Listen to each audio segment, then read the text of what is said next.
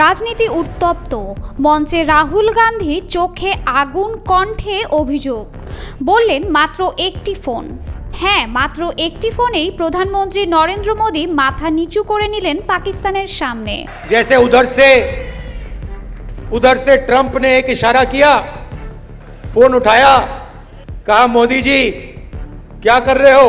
মঙ্গলবার ভোপালে কংগ্রেসের এক জনসভায় বক্তব্য দিতে উঠে রাহুল যেন হুঙ্কার দিয়ে বললেন, ট্রাম্পের ফোন এলো আর মোদির সঙ্গে সঙ্গে আত্মসমর্পণ করলেন।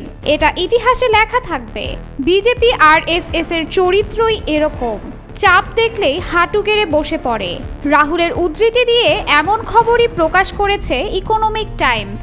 इन पर थोड़ा सा दबाव डालो, थोड़ा सा धक्का मारो, डर के भाग जाते हैं ये लोग। রাহুল গান্ধীর এই তোপ এলো এমন এক সময় যখন ভারত পাকিস্তানের মধ্যে সম্প্রতি ভয়াবহ উত্তেজনা ছড়িয়েছে। এই ঈদে জামা জুতো অ্যাকসেসরিজের ডিসকাউন্ট। অন্যদিকে যুক্তরাষ্ট্রের তেমন কোনো সহযোগিতা এখনো পায়নি মোদী সরকার। উল্টো বড় ভাই সুলভ আচরণ করে ভারতকে ক্রমাগত মিত্রহীন করে তুলেছে ডোনাল্ড ট্রাম্প। এমন কথাই প্রকাশ পাচ্ছে বিভিন্ন সামাজিক যোগাযোগ মাধ্যমে।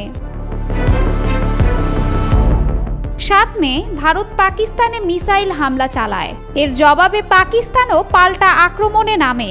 একে একে ভারতের 5টি যুদ্ধ বিমান গুড়িয়ে দেয় ইসলামাবাদ। উত্তেজনার পারদ চড়তেই থাকে, কিন্তু হঠাৎ করেই 11 মে দুই দেশ যুদ্ধবিরতিতে রাজি হয়ে যায়।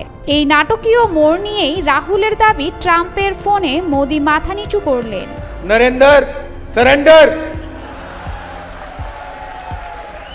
और जी हजूर करके नरेंद्र मोदी जी ने ट्रंप के इशारे का पालन किया।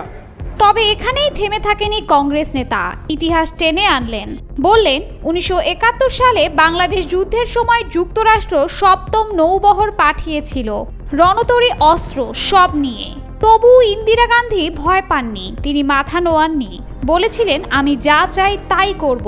এটা ছিল কংগ্রেসের সাহস। 71 की लड़ाई में 7th फ्लीट आई थी, हथियार आए थे, एयरक्राफ्ट कैरियर आया था।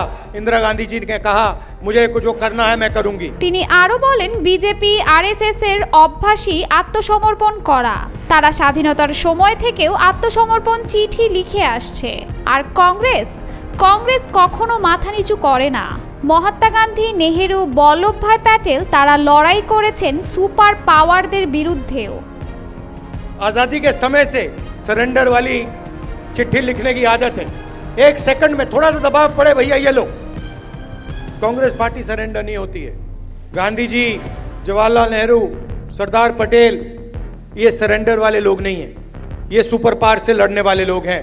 ভোপালের আকাশে তখন গর্জে উঠছে রাহুলের কণ্ঠ, আর কংগ্রেসের কর্মীরা হাততালিতে ঝড় তুলছে। রাজনৈতিক মহলে এই ভাষণ নিয়ে শুরু হয়েছে তীব্র আলোচনা।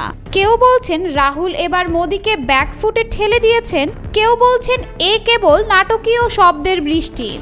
ये फर्क है, इनका कैरेक्टर है ये। তবে এ কথা বলাই যায়, ভারতের লোকসভা নির্বাচন ঘিরে রাজনীতির মঞ্চে এখন নরম সুর। পুরো ফিল্মি ঘরানার কড়াকড়ি খেলাই চলছে। তবে রাহুলের যুক্তি আর হুঙ্কার মোদী সরকারকে জনসমর্থনের ক্ষেত্রে কিছুটা হলেও ব্যাকফুটে ঠেলে দিতে পারে বলে ধারণা করা হচ্ছে।